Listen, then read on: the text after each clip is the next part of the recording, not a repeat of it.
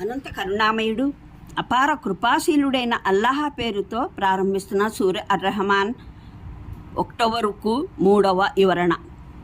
మూలంలో బయాన్ అన్న పదప్రయోగం జరిగింది. దీనికి ఒక భావాల వ్యక్తీకరణ అన్నది. అంటే మాట్లాడటం, తన భావాన్ని ఉద్దేశాన్ని తెలుపడం. రెండవ అర్థం వ్యత్యాసం, ప్రత్యేకతల వివరణ. ఇక్కడ దీని ఉద్దేశం మంచి చెడులు, శుభాశుభాల మధ్య వ్యత్యాసం అన్నమాట. ఈ రెండు అర్థాల రీక్షను ఈ చిన్న వాక్యం పై వాదనలు పరిపూర్ణం చేసి వేస్తుంది. మాట్లాడటం అన్నది ప్రత్యేకమైన లక్షణం.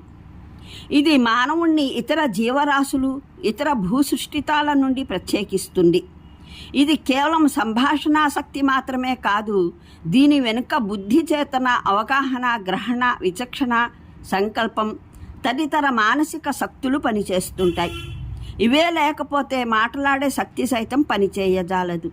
అందువల్ల మాట్లాడటం అన్నది నిజానికి మానవుడు సచేతన సాధికార సృష్టి అయిన విషయానికి స్పష్టమైన సంకేతం. ఈ ప్రత్యేక లక్షణం దైవం మానవునికి అనుగ్రహించాడంటే ఇతనికి మార్గబోధనా విధానం స్థాయి కూడా వేరుగానే ఉంటుంది. చేతనారహితమైన స్వేచ్ఛ లేని సృష్టితాలకు తగిన విధానం అది కాజాలదు. ఇదే విధంగా మానవునిలో అతి ముఖ్యమైన ప్రత్యేక లక్షణం పరమప్రభువు ఇతనిలో నైతిక స్పృహాని పొందుపరచడం. దీని కారణంగా అతను సహజంగానే మంచి చెడులు, సత్యాసత్యాలు, న్యాయాన్యాయాలు, ఉచితానుచితాల మధ్య వ్యత్యాసాన్ని పాటిస్తాడు. ఈ అంతర్ప్రేరణ స్పృహ అత్యంత మార్గ విహీనత, అజ్ఞానావస్థల్లోనూ అతనిలో నుంచి దూరం అవ్వదు. ఈ ఉభయ ప్రత్యేకతలు కోరే తప్పనిసరి ఆవశ్యకత ఏమిటంటే మానవుని సచేతనమైన సాధికార జీవితం కొరకు బోధనా విధానం ఆజన్మ బోధనా విధానానికి భిన్నమైనదై ఉండాలి. ఆజన్మ బోధనా విధానం దీక్షానే చేపకు ఈదడం, పక్షికి ఎగరడం, స్వయంగా మానవుని శరీరంలో కనురెప్పలాడటం, కళ్ళు చూడటం, చెవులు వినడం, జీర్ణాశయానికి జీర్ణించుకోవడం నేర్పడం జరిగింది. మానవుడు స్వయంగా జీవితపు ఈ ప్రత్యేక రంగంలో గురువు. గ్రంథం, బడి, ఉపదేశం, బోధన, రచన, సంవాదన, చర్చ, వాదనల వంటి మార్గాలను బోధనా మాధ్యములుగా స్వీకరిస్తాడు. కేవలం ఆజన్మ జ్ఞానం చేతనలే సరిపోతాయని భావించడు. అలాంటప్పుడు ఈ విషయం ఎందుకు ఆశ్చర్యకరమవుతుంది? మానవుని కర్తపై మనిషి మార్గదర్శకత్వపు ఏ బాధ్యత అయితే తారసిల్లుతుందో దాన్ని నెరవేర్చడానికి ఆయన తన సందేశహరుడు తన గ్రంథాన్ని బోధనా మార్గంగా చేసుకోవడంలో ఆశ్చర్యమేముంది? ఎటువంటి సృష్టి రాశియో అటువంటిదే దానికి అందజేసే బోధన కూడా. ఇది అశాంతం, ఒక సమంజసమైన సహేతుకమైన విషయం. బయాన్ ఏ సృష్టి రాశి మానవాళికైతే నేర్పబడిందో దానికి ఖురాన్ మాత్రమే బోధనా మార్గం కాగలదు. బయాన్ నేర్పబడని సృష్టి రాశులకు సముచితమైన మార్గం మాత్రం మానవాళికి అనువైనది కానే కాదు. అంటే ఈ మహాఘనమైన నక్షత్రాలు కట్టుబడి ఉన్న చట్టం బలవత్తరమైనది, ఆ నియమం అభేద్యమైనది. మానవుడు సమయం, దినం, తేదీలు, ఋతువులు, పంటల లెక్క కట్టగలుగుతున్నాడంటే కారణం సూర్యుని ఉదయం, అస్తమయం, విభిన్న దశలలో, మజిలీలలో అది పరిభ్రమించడం అన్నది ఒక నిబంధన ప్రకారం జరుగుతుంది. అందులో ఎటువంటి మార్పు జరగదు.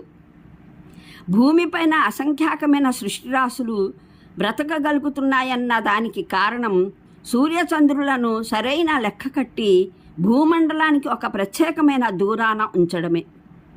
ఈ దూరాలలో ఏమైనా హెచ్చుతగ్గులు జరిగినా సరైన కొలమానాలతో ప్రత్యేక క్రమబద్ధత ప్రకారమే జరుగుతాయి. అలా కాక భూగోళం నుండి వాటి దూరాలు ఎటువంటి లెక్కలు లేకుండా పెరిగినా తరిగినా ఇక్కడ ఏదీ బ్రతకడం అసాధ్యమైపోయేది. అదేవిధంగా భూమి చుట్టూ సూర్యచంద్రుల మధ్య కదలికల ఔచిత్య నిష్పత్తి పరిపూర్ణమైన అనుకూలతతో ఏర్పరచడం జరిగింది. ఫలితంగా ఇప్పుడు చంద్రభ్రమణం ఒక ప్రపంచ క్యాలెండర్గా రూపొందింది. అది ఎంతో నియమబద్ధంగా ప్రతి రేయి ప్రపంచం మొత్తానికి చంద్రమానం ప్రకారం తేదీలను చెప్పివేస్తుంది. మూలంలో అన్నజ్మే అన్న పద ప్రయోగం జరిగింది. దాని ప్రసిద్ధ ప్రస్ఫుటార్థం నక్షత్రం అన్నది. కానీ అరబ్బీ నిఘంటువుల్లో ఈ పదం కాండం లేని మొక్కలకు, తీగజాతి చెట్లకు కూడా ప్రయోగించబడుతుంది. ఉదాహరణకు కూరగాయలు, ఖర్జూర పండు, తర్బూజ్ పండు, పుచ్చకాయ ఇత్యాది చెట్లు. ఈ పదం ఏ అర్థంలో ప్రయోగించబడిందన్న విషయం పట్ల వ్యాఖ్యాతల్లో భేదాభిప్రాయం ఉంది. ఇబ్ను అబ్బాస్, సయీద్ బిన్ జుబేర్ సుద్ది, సుఫ్యాన్ సౌరి దీన్ని కాండం లేని వృక్షరాశి అన్న అర్థంలో గ్రహించారు. కారణం దీని తర్వాతనే అషజ్రే వృక్షం అన్న పదం ప్రయోగించబడింది. దాని వెంట ఈ అర్థమే అనువైనదిగా ఉంటుంది. దీనికి భిన్నంగా ముజాహిద్, ఖతాదా, హసన్ బస్రీ ప్రకారం ఇక్కడ కూడా నజ్మ్ అంటే ఉద్దేశం భూమిపైని పువ్వులు కాదు, ఆకాశంలోని తారలే. ఎందుకంటే ఈ పదానికి ప్రసిద్ధ అర్థం ఇదే. ఈ పదాన్ని విన్నంతనే మనిషికి తొలుత స్ఫురించే అర్థం ఇదే. ఇంకా సూర్యచంద్రులతో పాటు సహజంగానే నక్షత్రాల ప్రస్తావన సముచితంగానే జరిగింది. వ్యాఖ్యాతలు, అనువాదకులు ఇతోధికంగా తొలి అర్థానికే ప్రాధాన్యతనిచ్చినప్పటికీ, దాన్ని తప్పని అనడానికి వీలు లేకపోయినప్పటికీ, మా దృష్టిలో హాఫీజ్ ఇబ్ను హసీర్ వెలుబుచ్చిన ఈ అభిప్రాయమే సరైనది. భాషా విషయం దృష్ట్యా రెండవ భావమే ప్రాధాన్యతకు అర్హమైనదిగా అగుపిస్తోంది. దివ్య ఖురాన్లో మరో చోట కూడా నక్షత్రాలు, వృక్షాలు సజ్దా చేస్తున్నట్లు ప్రస్తావన వచ్చింది. అక్కడ నుజూమ్ అన్న పదానికి నక్షత్రాలు అన్న భావం తప్ప మరో భావం గ్రహించ వీల్లేదు.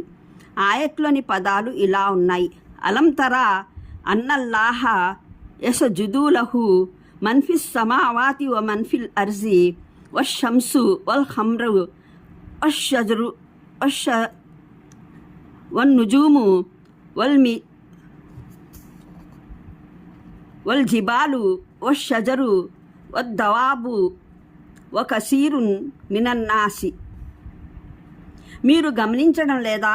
అల్లాహ్ సన్నిధిలో సజ్దా చేస్తూనే ఉన్నాయి ఆకాశాలలో ఉన్నవన్నీ, భూమిలో ఉన్నవన్నీను, సూర్యుడు, చంద్రుడు, నక్షత్రాలు, పర్వతాలు, వృక్షాలు, జంతువులు, అనేక మంది మానవులు. 22 అల్-హజ్జ్ 18వ ఆయత్.